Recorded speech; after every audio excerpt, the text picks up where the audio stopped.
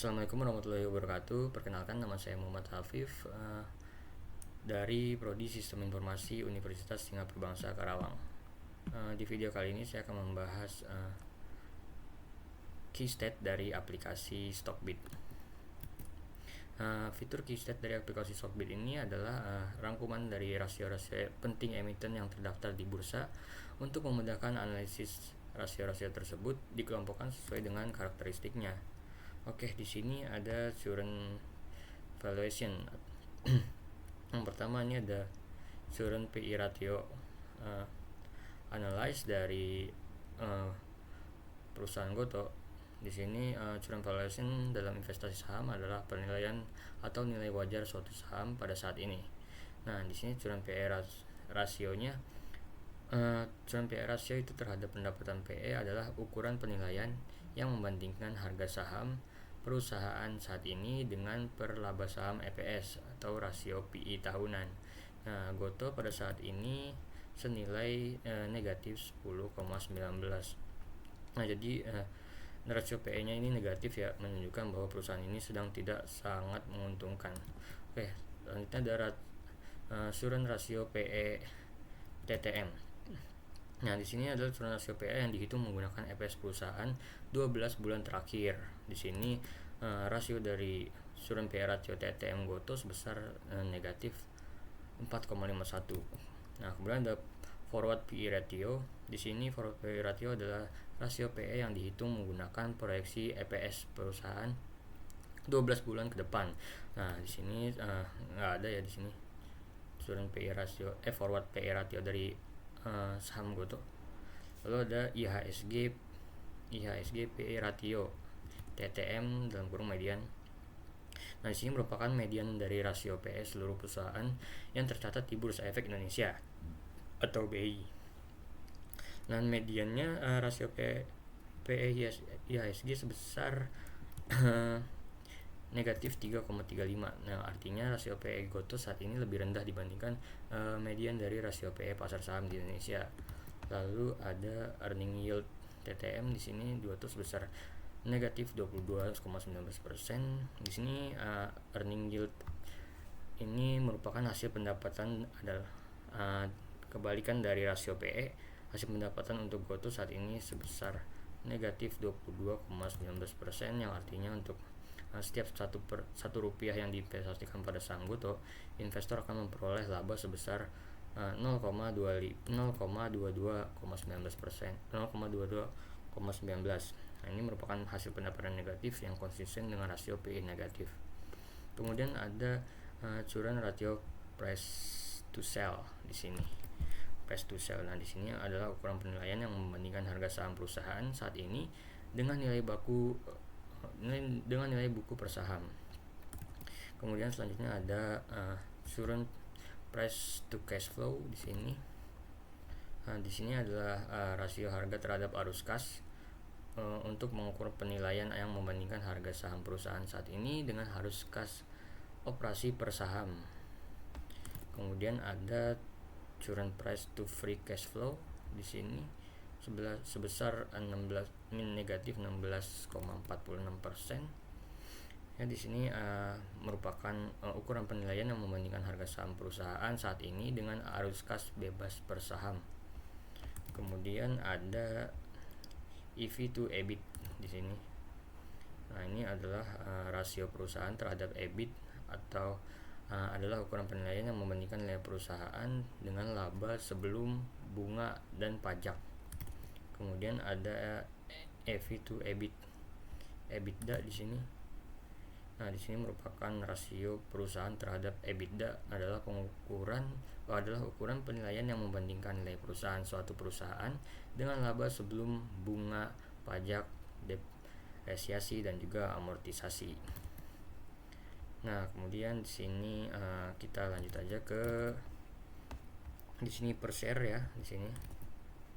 Nah, per share adalah istilah yang digunakan untuk mengukur kinerja perusahaan atau valuasi saham perusahaan per lembar saham. Di sini ada current EPS.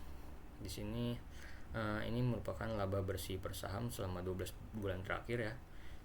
Nah, di sini Goto negatif ya, berarti menunjukkan bahwa perusahaan mengalami kerugian selama periode ini. Lalu ada current EPS analysis. Nah, di sini merupakan estimasi laba bersih per saham untuk 1 tahun penuh saat ini. Nah, di sini juga GoTo masih negatif ya, di negatif 10,60. Di sini menunjukkan bahwa perusahaan akan mengalami kerugian untuk tahun ini ya, tahun 2023. Kemudian ada revenue per share di sini. Nah, di sini merupakan pendapatan per saham selama 12 bulan terakhir. Di sini GoTo sebanyak 11,56 per saham selama periode ini. Kemudian ada cash per share di sini, dalam kurung quarter di sini. Nah, di sini merupakan kas bersih per saham pada kuartal terakhir. Nah, di sini GoTo memiliki angka positif ya, menunjukkan bahwa ini memiliki lebih banyak kas daripada kewajiban jangka pendek per saham. Lalu ada current book value per share di sini. Nah, di sini merupakan nilai buku per saham saat ini.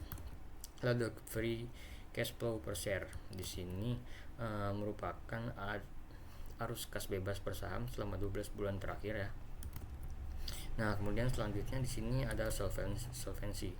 Nah, merupakan ukuran kemampuan perusahaan dalam memenuhi kewajiban jangka panjangnya. Nah, ada sejumlah rasio solvabilitas yang dapat digunakan untuk menilai solvabilitas suatu perusahaan.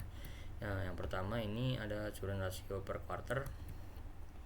Di sini untuk mengukur kemampuan perusahaan untuk membayar utang jangka pendeknya. Kemudian ada quick ratio. Di sini rasio ini serupa dengan rasio lancar, namun tidak mencakup persediaan. Hal ini karena persediaan lebih sulit dilikuidasikan dibandingkan dengan aset lainnya. Kemudian ada debt to equity ratio. Di sini adalah rasio utang terhadap ekuitas ya. Rasio ini untuk mengukur leverage perusahaan atau seberapa banyak utang yang dimiliki. Kemudian ada LT debt or equity per quarter juga di sini. Ini untuk mengukur utang jangka panjang perusahaan dari ekuiditas pemegang saham. Kemudian ada total debt atau total aset per quarter di sini. Ini untuk rasio antara total kewajiban perusahaan dan ekuitas pemegang saham. Lalu ada financial leverage. Di sini adalah untuk mengukur seberapa banyak perusahaan menggunakan utang untuk mendanai asetnya. Nah, di sini selanjutnya kemudian ada interest coverage. Di sini merupakan rasio cakupan bunga ya. Rasio ini untuk mengukur kemampuan perusahaan untuk memenuhi pembayaran bunganya. Kemudian ada free cash flow. Nah, di sini free cash flow merupakan arus kas yang tersedia setelah pengeluaran modal perusahaan dalam satu kuartal. Kemudian ada Altman Z-score. Altman Z-score di sini merupakan rasio solvabilitas yang lebih kompleks yang mempertimbangkan sejumlah faktor pembeda. Ya, di sini skor Altman Z-nya lebih tinggi, umumnya dianggap lebih baik ya. Di sini senilai 4,67 dari GoTo ya. Kemudian ada manajemen activity di sini. Manajemen activity dari perusahaan GoTo. Nah, manajemen activity itu mengacu pada sejauh mana manajemen suatu perusahaan dapat mengelola sumber daya dan operasional bisnis dengan efektif untuk menciptakan nilai tinggi bagi pemegang saham. Yang pertama dia ada return on asset. Nah, return on asset ini menunjukkan bahwa di sini return on asset GoTo sebesar negatif 21,81 ya. Ini menunjukkan bahwa GoTo tidak menghasilkan keuntungan yang cukup dari jumlah asetnya. Kemudian ada return on equity. Di sini return on equity GoTo sebesar negatif 24,38%. Nah, hal ini menunjukkan bahwa GoTo tidak menghasilkan keuntungan yang cukup dari ekuitas pemegang sahamnya. Kemudian ada return on capital employee. Di sini return on capital employee GoTo sebesar 13,59%. Hal ini menunjukkan bahwa Gotoh tidak menghasilkan keuntungan yang cukup dari modal yang diinvestasikan dalam bisnisnya. Kemudian ada return on invested capital di sini. Nah, ini adalah serupa untuk ini adalah untuk pengembalian modal yang dipekerjakan. Di sini Gotoh sebesar negatif 14,03%. Di sini Gotoh tidak menghasilkan keuntungan cukup dari modal yang diinvestasikan dalam bisnisnya. Kemudian ada days sales outstanding. Di sini day sales outstanding ini Gotoh sebesar 23,89%. Ini menunjukkan bahwa Gotoh membutuhkan rata-rata 23,89 hari untuk menagih pembayaran dari pelanggannya. Lalu ada days inventory di sini. Days inventory Gotoh sebesar 6,34. Hal ini menunjukkan bahwa Gotoh membutuhkan rata-rata 6,34 hari untuk menjual inventarisnya. Kemudian ada days payables outstanding. Nah, ini Gotoh sebesar 110,91 ya. Ini menunjukkan bahwa Gotoh membutuhkan rata-rata 110 hari untuk membayar pemasoknya. Lalu ada cash conversion cycle. Di sini merupakan Gotoh sebesar negatif 80,68%. Di sini menunjukkan bahwa Gotoh membutuhkan rata-rata 80,68 hari untuk mengubah penjualannya menjadi uang tunai. Kemudian ada receivable turnover. Di sini Gotoh sebesar 3,81. Hal ini menunjukkan Gotoh menagih piutangnya sebanyak 3,81 kali per tahun. Lalu ada asset turnover di sini ya. Ini sebesar 0,10. Hal ini menunjukkan bahwa Gotoh menghasilkan pendapatan $0,10 setiap tahun setiap $1 asetnya. Kepemilikan aset yang rendah dapat menjadi pertanda bahwa perusahaan tidak menggunakan asetnya secara efisien untuk menghasilkan pendapatan. Lalu ada yang terakhir inventory turnover. Di sini Gotoh sebesar 64,51. Hal ini menunjukkan bahwa Gotoh menjual inventarisnya sebanyak 64,51 kali per tahun. Nah, kemudian selanjutnya ada net income di sini. Net income dan juga revenue.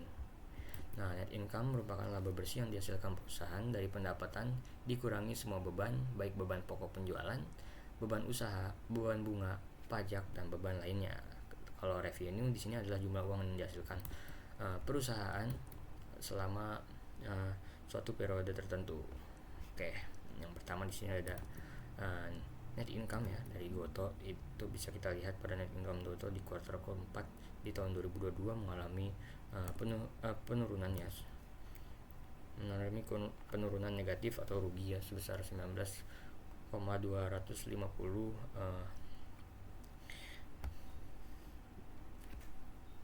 yang dimana di waktu tersebut saham Gotoh mengalami penurunan yang sangat jauh ya.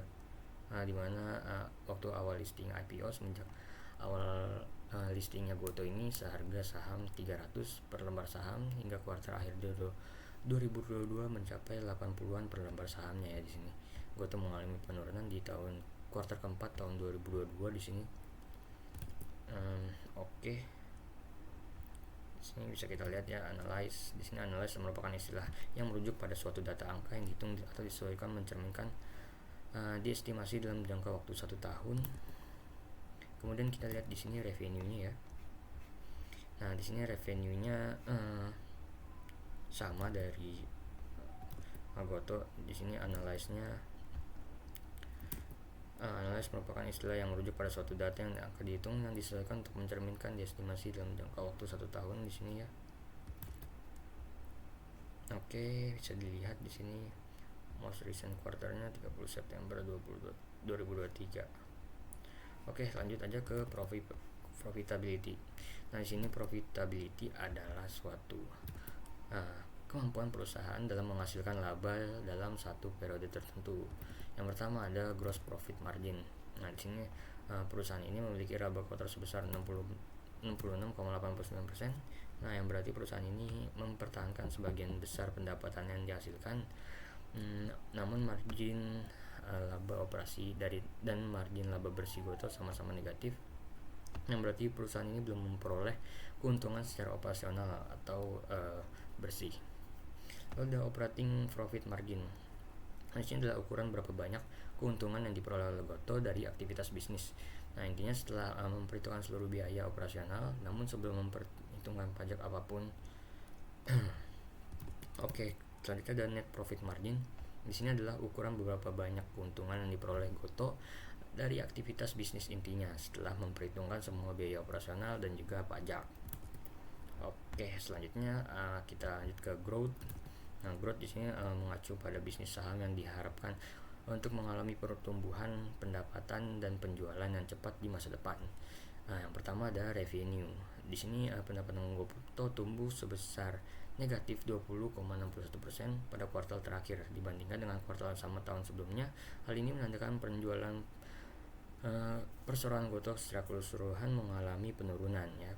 Di sini gross profit, selanjutnya gross profit ya, merupakan laba kotor tumbuh sebesar negatif 23,80% pada kuartal terakhir. Di sini dibandingkan dengan kuartal yang sama yang sebelumnya. Di sini menambahkan margin keuntungan perseroan juga mengalami penurunan. Kemudian selanjutnya ada net income quarterly per growth juga. Di sini laba tumbuh Goto sebesar 64,23% pada kuartal terakhir dibandingkan kuartal yang sama tahun sebelumnya. Hal ini menunjukkan bahwa perusahaan masih memperoleh keuntungan meskipun terjadi penurunan pendapatan dan laba kotor. Selanjutnya ada dividen. Ya, yang di dividen ini adalah pembagian laba kepada pemegang saham yang memenuhi syarat, yakni investor yang tercatat memiliki saham hingga recording date. Nah, pembagian dan jumlah dividen ditentukan oleh dewan direksi suatu perusahaan. Nah, di sini kita bisa lihat ya, Goto itu belum membagi-bagikan dividen ya. Oke, selanjutnya ada market rank. Nah, market rank ini merupakan suatu peringkat suatu saham atau perusahaan di pasar modal. Peringkat ini dapat didasarkan pada berbagai kinerja, kriteria atau metode evaluasi yang digunakan untuk analisis keuangan atau lembaga peringkat saham. Nah, di sini ada Piotrowski F-score di sini ya.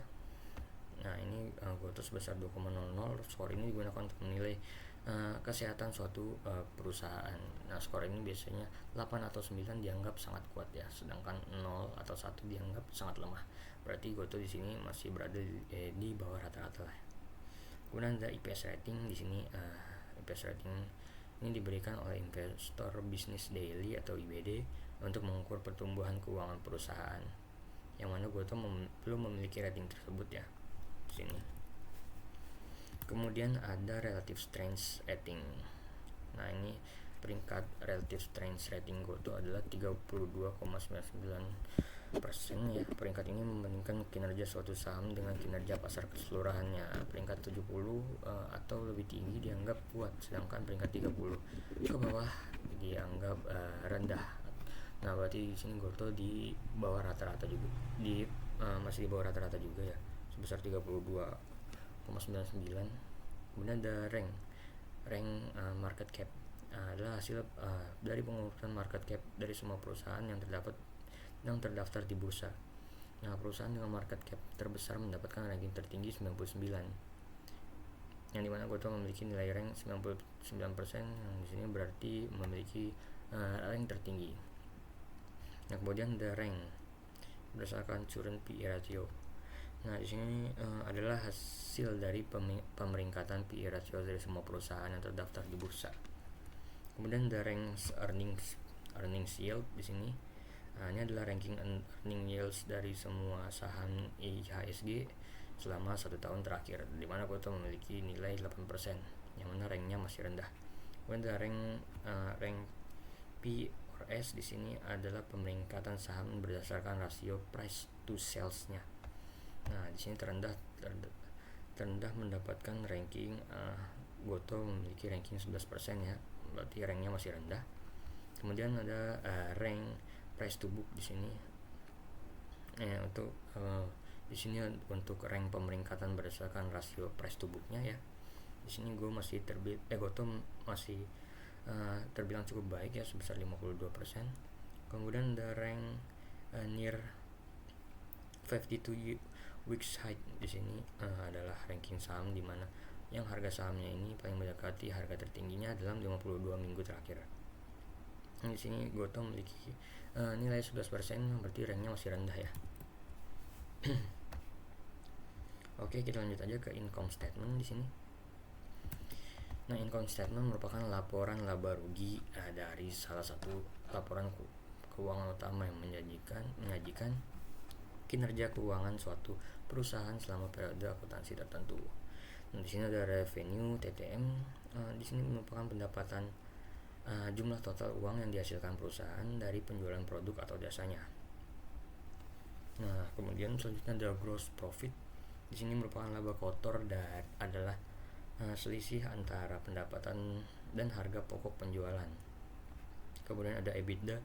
Nah, di sini adalah laba sebelum bunga, pajak, depresiasi dan amortisasi. Di sini EBITDA adalah ukuran profitabilitas perusahaan yang tidak termasuk pengaruh keputusan pendanaan dan akuntansi.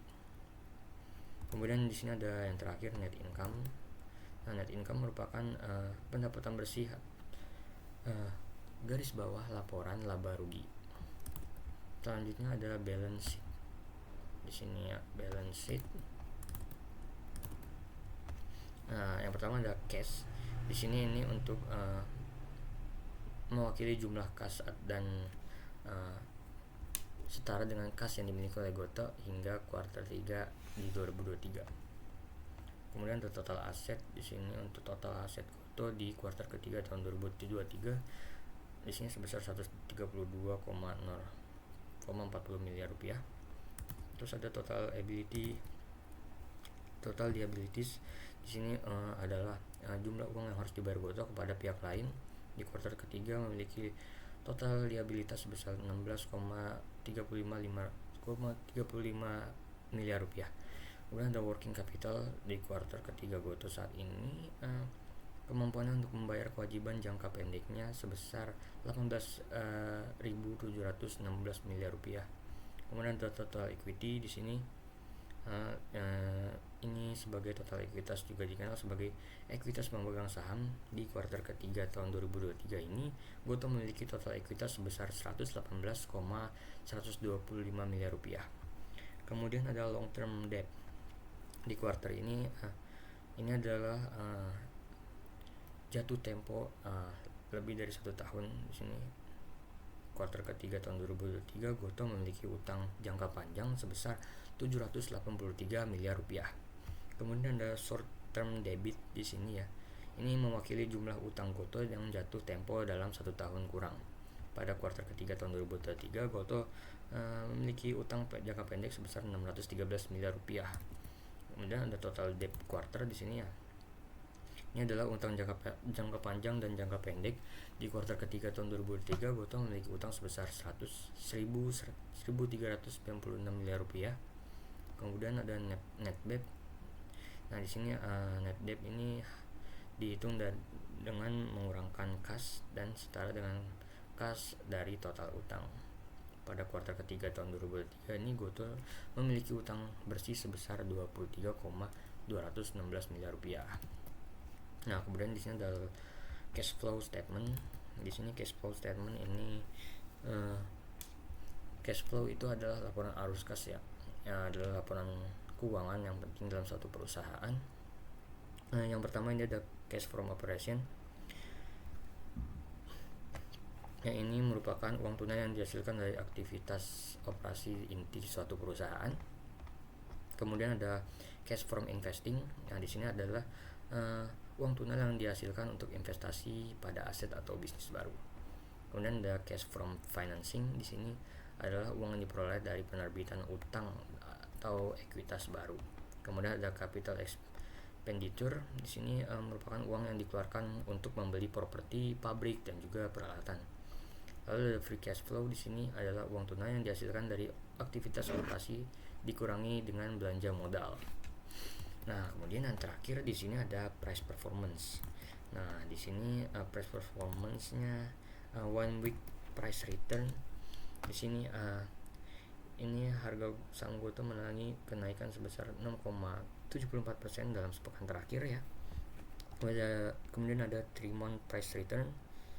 Nah, dibandingkan dengan 3 bulan lalu, artinya harga saham Gotoh ini mengalami kenaikan sebesar 13,10% ya selama 3 bulan terakhir ini.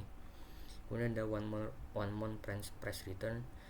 Di sini sebesar 69,64%, artinya Gotoh mengalami kenaikan sebesar 69,64% selama 1 bulan terakhir ini. Kemudian ada 6 months price return, yang di sini artinya Gotoh mengalami penurunan sebesar 8,65% ya selama 6 bulan terakhir. Nah, di sini karena indikatornya itu negatif. Kemudian the 1 year price return di sini sebesar 8% ya, artinya Gotoh ini mengalami kenaikannya selama 1 tahun terakhir ini. Kemudian ada 3 years returnnya nggak ada, 5 years price returnnya juga nggak ada, 10 years returnnya juga nggak ada ya, karena saham ini terbilang cukup baru ya.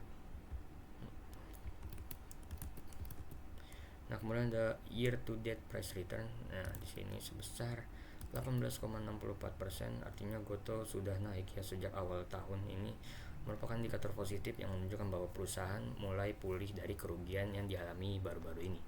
Kemudian ada 52 week high di sini. Nah, ini merupakan harga tertinggi yang pernah diperdagangkan dalam Gotoh dalam 52 minggu terakhir ini sebesar 147 ya. 147 harga per lembar sahamnya. Lalu ada 52 week low di sini merupakan harga saham terendah ya yang dialami Gotoh selama 52 minggu terakhir ini sebesar 54 lembar per harga saham Gotoh. Oke. Mungkin sekian aja pembahasan dari saya mengenai kickstat dari saham Gojek Tokopedia Tbk. Oke, terima kasih. Kurang lebihnya mohon maaf. Wassalamualaikum warahmatullahi wabarakatuh.